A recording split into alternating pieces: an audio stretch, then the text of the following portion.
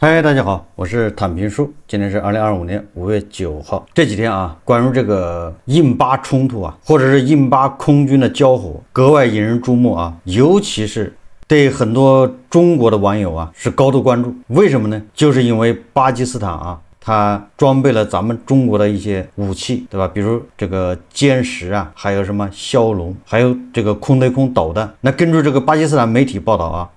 还有很多这个巴基斯坦自媒体啊，这个在印巴冲突中啊，这个印度啊，损失惨重。印度有5架战斗机啊，1架无人机被击落，而且这个很多自媒体说，这个都是中国的歼十啊战斗机啊立下的功劳。由于这个信息啊都是从巴基斯坦这儿出来的，你找不到别的地方核实。作为这个交战的双方啊，印度啊，他坚决不承认。他反过来说是巴基斯坦有很多飞机被他打下来了，对吧？这双方啊各执一词。我今天啊也上外网看了一下，对吧？想从别的角度啊、别的信息源看一看是不是这么回事啊？到底巴基斯坦和印度啊他们交战战果到底是怎么样？但是好像也看不到。这个联合早报啊，它有个报道叫中国军备在印巴冲突中的首次实战。他是这么说的啊，他是根据法新社报道啊，他是位于巴基斯坦旁遮普省巴哈尔布尔的伊斯兰神学院5月7号被袭击后现场留下的导弹碎片。它配的是巴基斯坦这边的啊一个教堂被印度空军轰炸以后啊，那地上那个导弹的残骸。印控克什米尔地区发生一场致命恐袭，再度点燃印度与巴基斯坦之间70年未解的恩怨。在这对老冤家的新一轮交火中，中国军备身影格外引人注目。军事资讯网站星期三5月7号在社交平台 X 上传了一组疑似为中国霹雳152E空对空导弹残骸的照片啊，据称这些导弹残骸坠落在印度旁遮普省东北部的叫霍西亚布尔地区。其中一张照片显示是导弹本体后方的雷达照，残骸上清晰可见序列号与标有导引头测试口的这个舱门。另一张照片则显示导引头部件的残骸。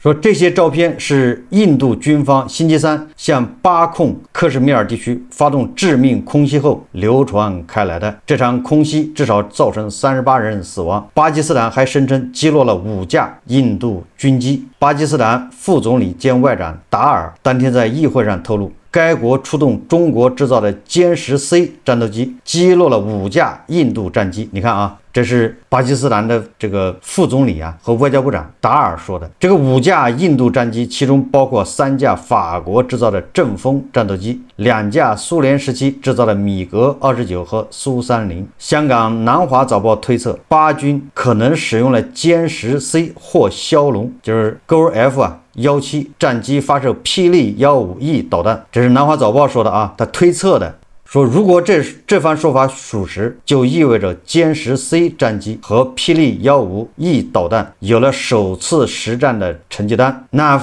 反过来说呢，也就是法国制造的阵风战机则是服役以来首次实战中折损。你看，2个都是首次啊，都是大姑娘上花轿啊，头一遭啊。但这个是南华早报推测，为什么呢？因为这个巴基斯坦的副总理兼外长达尔啊，他并没有透露具体的交战细节，如是否使用了霹雳152E导弹，然后这个5架印度军机被何种导弹击落。这个 CNN 的记者啊，要这个巴基斯坦这个副总理兼外长达尔提供证据。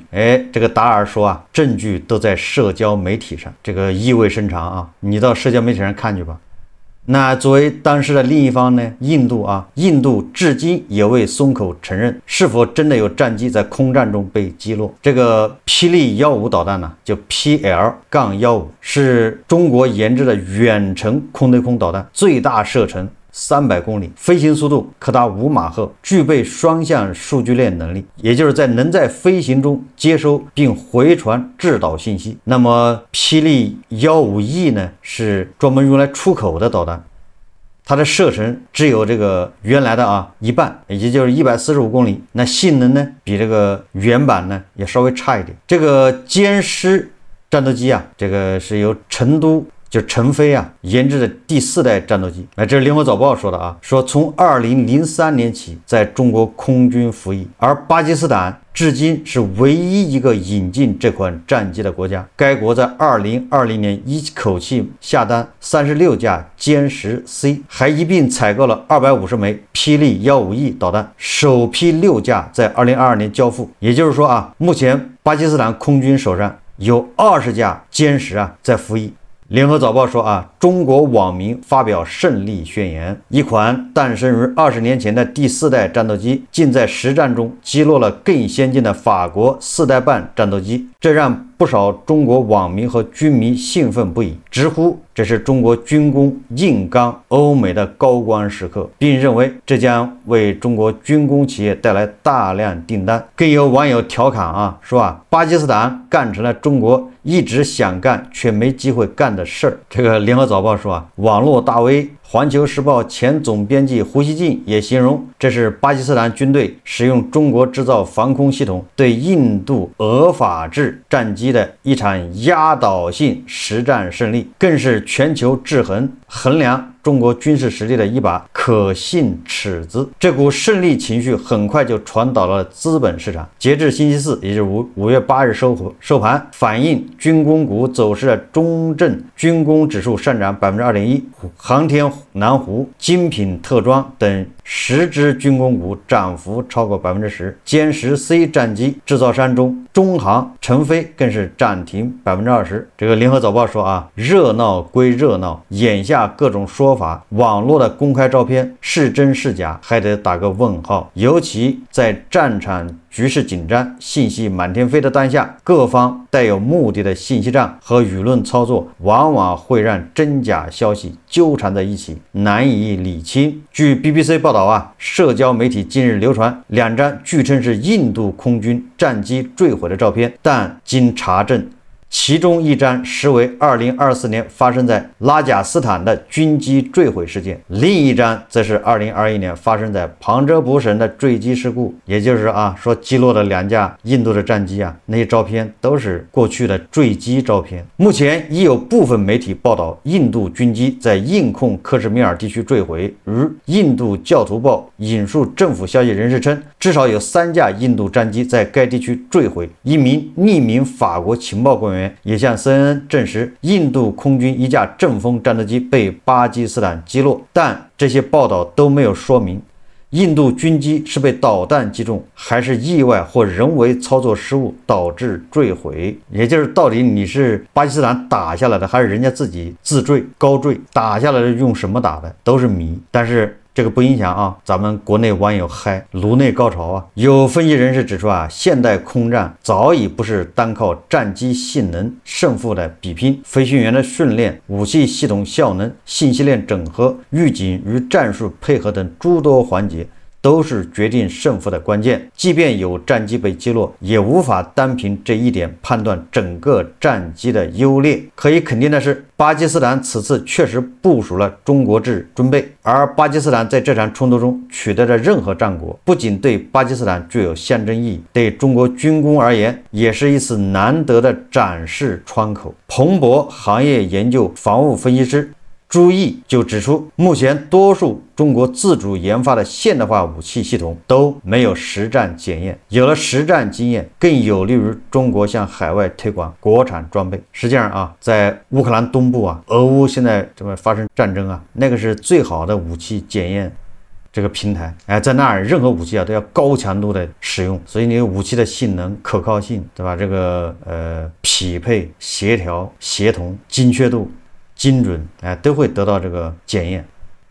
联合早报说啊，印巴冲突成了中西武器的对决，打了个问号啊。他说，根据斯德哥尔摩国际和平研究所的数据，2016年到2020年间，巴基斯坦的武器采购中有高达 81% 来自中国，显著高于2006年到2010年的 36%。相比之下，美国在巴基斯坦军火供应中占比大幅下滑，从 36% 降至0%。与此同时啊，印度对俄罗斯武器的依赖减少了1半以上。2006年至2010年期间，印度约80%的武器是采购自俄罗斯，但过去4年这一比例降至38%，取而代之的是来自美国、法国和以色列等盟友的军备，占比已超过1半。也就是说，印度把它的俄式装备逐渐的在淘汰，然后换上这个西方的，而这个巴基斯坦呢，它把美国的装备逐步在淘汰，换上中国的装备。这个似乎不是巧合啊，感觉这个就是站队啊。这个美国《纽约时报》分析说，上述武器流动模式的转变，其实也折射出中美2大国的角力下，南亚这一动荡地区原有军事联盟格局的重组。一向奉行不结盟政策的印度，如今已逐步减少对俄罗斯的依赖，转而向美国靠拢。而阿富汗战争结束后，美国对巴基斯坦的重视程度下降，使巴基斯坦转而向中国采购军备。如今，随着中美博弈日益加剧，美国愈发将印度视为抗衡中国的重要伙伴。在美印关系持续升温的同时，与印度有领土争端的中国，也在军事与外交层面加大了对巴基斯坦的支持力度。前美国国防部高官、现任美国观察研究基金会高级研究员福特就指出，未来印度与巴基斯坦之间的冲突将越来越像是印度出动美欧制造的武器对上巴基斯坦所使用的中国军备。在这样的背景下，中国网民将这一轮印巴冲突当作中西方军备过招的一次现场展示，或许不难理解，但在宣扬本国武器，甚至提前发布胜利宣言之际，恐怕还是要记得，眼下濒临战争边缘的是2个核武器国家，还是别显得太兴奋。这是联合早报说的啊，也就是到现在为止到底谁击落了谁的飞机怎么击落的，到底跟中国装备有没有关系，这个还都是谜，对吧？也就是说不要高兴太早，还是要等到这个水落石出有了实锤，再高兴也不晚。这个印巴问题实际上刚才联合早报也说了，它由来已久，这个至少有70年了。大家都知道这个1947年印度与巴基斯坦脱离英国，然后独立，各自独立分治。那么从那时候开始这克什米尔一直由2国分别管制部分地区。实际上如果把克什米尔扩大一点，这个广义上的克什米尔还有一部分是在大国手上。现在这个印度和巴基斯坦真的是另外一部分这个克什米尔，那这一部分克什米尔一直由2国分别管制部分地区，但是同时双方都没有放弃对对方管制那一部分的这个主权，都说都声称拥有全部的克什米尔。这就是各执一词了，互不相让。你说克什米尔是你的，我说是我的，但是实际控制呢，一个人控制了一部分就这么个情况。然后这个印巴2国曾为克什米尔爆发过2场战争，分别是1947年和1965年。进入1990年之后克什米尔局势因地方叛乱和宗派动荡愈发复杂，印方多次指责巴方默许甚至纵容跨境恐怖分子，并据此采取打击行动。近年来尤其是穆迪上台以后这个印度在克什米尔采取更为强硬的政策，包括2019年撤销这地区的宪法特殊地位，那这个就引起了这个巴方强烈的不满，双方在克什米尔这儿就是叫剑拔弩张。那么4月22号这个地方就爆发了一个，也可以叫恐怖袭击吧，叫印控克什米尔地区遭到一伙这个恐怖分子因为那地方还是个旅游区遭到他们那个恐怖袭击造成26人死亡。那印度就指责这是巴方支持的跨境恐怖主义实施的，巴基斯坦坚决否认。这个就是冲突的由来那么这个恐怖袭击发生以后印度宣布降级与巴基斯坦的外交关系，巴方则宣布关闭领空并终止双边贸易。这还不算更严重的是，印度单方面暂停印度河水条约。这个印度河水条约实际上是在世界银行斡旋之下1960年达成的。这个条约就是将这个喜马拉雅山脉6条河流流经这个印度，然后到巴基斯坦的，将河水的使用权分配给印巴2国。这些河流是2国灌溉肥沃土地和发电的主要水源。所以印度一下把这个闸给关上了，这水就不往巴基斯坦流了，它给截流了。条约暂停以后印方可在无需巴方同意下建设小型水利工程，未来若投入大量资金，建设储水与引流系统，那么对这个巴基斯坦北部的农业构成重大冲击。它可以让河流改道，它可以在上游建人工湖啊蓄水，它可以搞发电。总之，它控制流向巴基斯坦的这个河水流速啊，甚至一滴水不给你，这就俗称啊卡巴基斯坦脖子。那么这个印巴能不能和解呢？实际上啊，正因为它这个历史悠久啊，这是70年的这个恩怨啊，所以很难在短期解决。也就是说啊，实质性的和解前景不容乐观。尤其是穆迪执政以来啊，对巴政策日益强硬，明确将打击巴境内激进组织作为和谈的前提条件。即便巴民选政府有意缓和关系，但是啊，这个军方的力量啊不可忽视。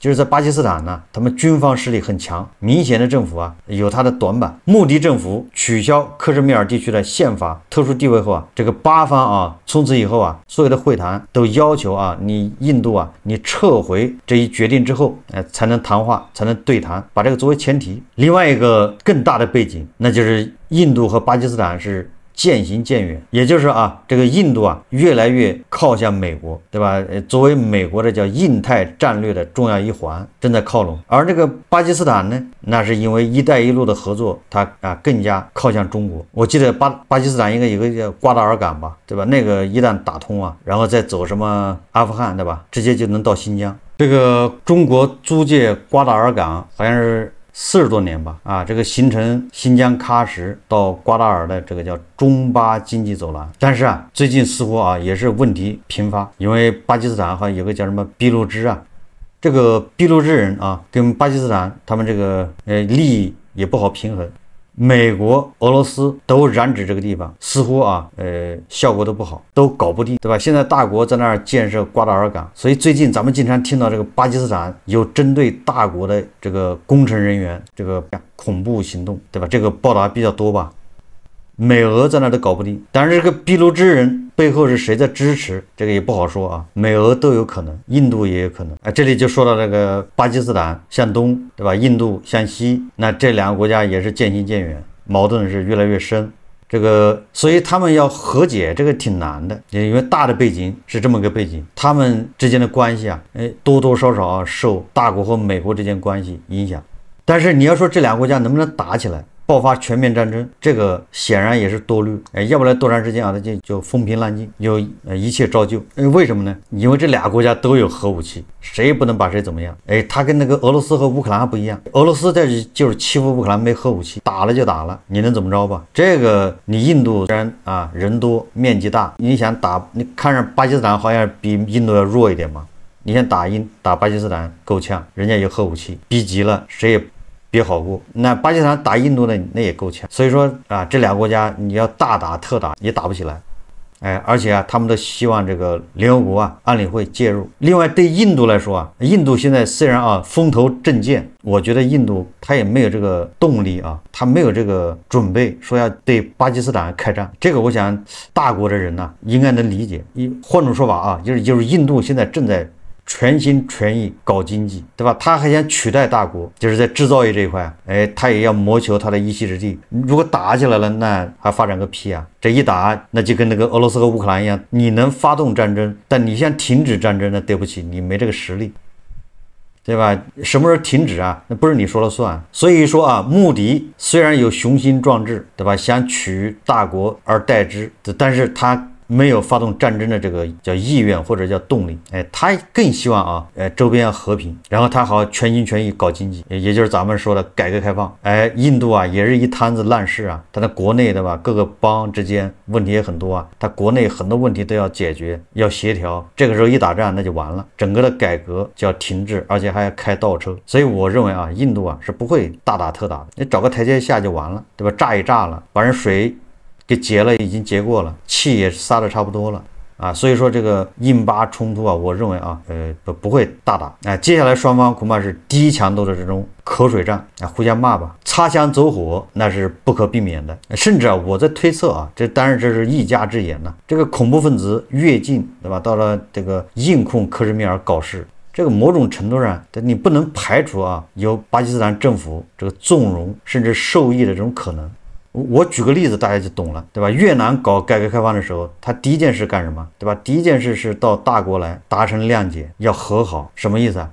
就是他也要改革开放了，然后咱们在边境地区啊，也就别互相针对了，创造一个和平的环境。你印度想改革开放，你印度想突飞猛进，想发展经济，你就得取得巴基斯坦的谅解，你就得跟人家好好谈，咱们别互相折腾了。但是穆迪强硬呢，你强硬，对吧？那人家是叫什么？光脚的不怕穿鞋的，也不是说破罐子破摔吧，总之给你找点事，让你没有办法心无旁骛，对吧？没有办法100%的精力放在这个发展经济上。这个印度啊，刚跟大国在边界这一块缓和了，他以为他就可以这个一门心思的去发展经济了，但是你按下葫芦起了瓢啊，对吧？巴基斯坦你搞不定啊，所以我倒是觉得啊，这个穆迪啊，应该身段灵活一点，柔软一点，对吧？趁这个机会啊，跟巴基斯坦好好谈一谈，双方都收了神通，对吧？都各自发展经济，对大国来说也有好处。这样的话，巴基斯坦它也稳定了。大家知道巴基斯坦那恐怖分子是谁指使的呢？不跟咱刚才已经说了啊，俄罗斯有可能，美国有可能，印度也有可能，对吧？他老在巴基斯坦闹事，导致大国这个中巴这个友谊走廊，他就老是不稳定啊。所以那个地区最好是大家都和解，都老老实实发展经济，否则谁都不想好，对吧？谁也别想好啊。所以，作为中国的网友，作为中国的军迷，想看到这个大规模的中国的武器跟西方武器对决啊，甚至还有人说正好海上也干起来。因为巴基斯坦好像有大国的这个军舰，正好检验一下海军。我认为这都是想多了。印度不想打巴基斯坦想不想打我不太清楚。我认为印度是现在对印度来说是千载难逢的机会是印度崛起的黄金时期它不能错过过了这个村就没这个店了。对吧？所以这个印度跟美国之间，对吧？这个叫关税战、贸易战，是不是谈的应该是非常不错吧？万斯还去了嘛？